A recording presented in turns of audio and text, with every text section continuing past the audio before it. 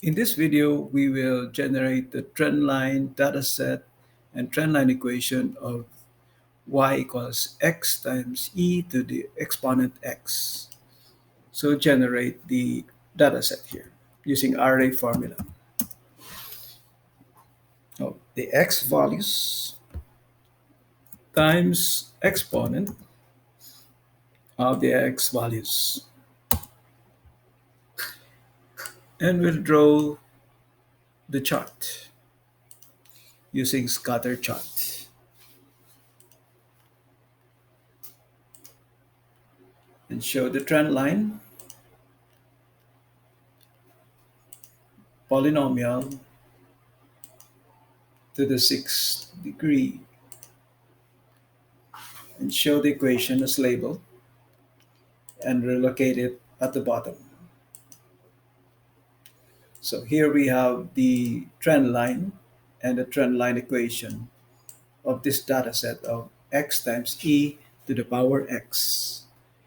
We can also generate the Taylor Maclaurin series sum expansion of this equation, y equals x times e to the power x, which is equal to the summation of a times x to the power k, where a, the coefficient, is k over k factorial, and the value for k is from 0 to infinity.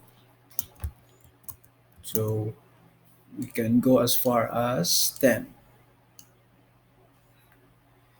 And now we enter the Taylor Maclaurin series sum, array formula, series sum of the x values raised to the power from starting from 0, incremented by 1, and the coefficient will be this range.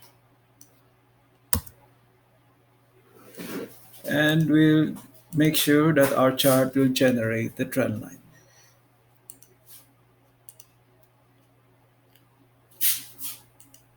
The same polynomial to the sixth degree.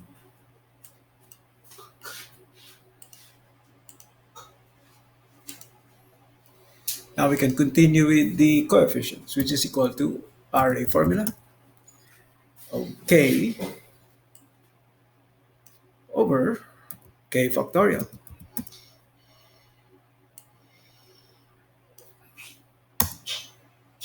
Our expansion exactly matches, well, our expansion approximates the equation.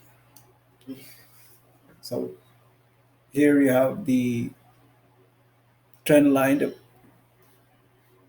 The trend line, they're actually the same. You have, this is 0, this is 1, this is also 1, estimated as 1.439. They're the same. In the x to the 4, they're also the same. In x to the 5th, they're all the same. X to the 6th, they are very close to each other. Next, we calculate these regression coefficients using Linest. To do that, we'll complete the 1 comma x matrix, starting with the power. So it is transpose from 0 to 6, because we are regressing it to the sixth degree polynomial regression. And this is array formula of the x values raised to the power 0 to 6.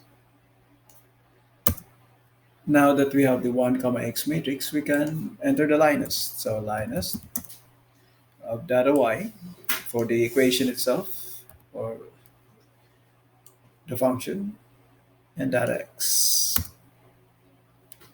Likewise, we have Linest data y for the Taylor Maclaurin series sum expansion, and data x.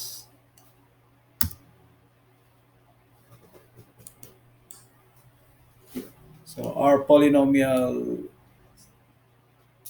regression coefficients are almost the same as this, except for the last one. This is negative, this is negative sign, but they're the same, almost the same as this. And the trend line equations are also the same. So we have, this is 0 for, this is already 0 at x to the 0. The coefficient of x is 0.997. They're the same.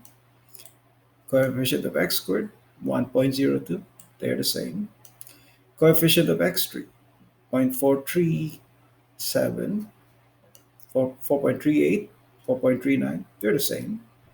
Coefficient of x to the fourth, 0.252, 0.25. They're almost the same. And coefficient of x to the fifth, they're both negative 0.016. This one is 0.015. So they're the same.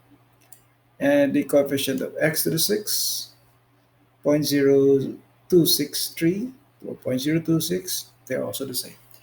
This completes the use of Line's polynomial regression, array formula, to generate the trend line and trend line equation of x times e to the minus x, and the use of Taylor Maclaurin's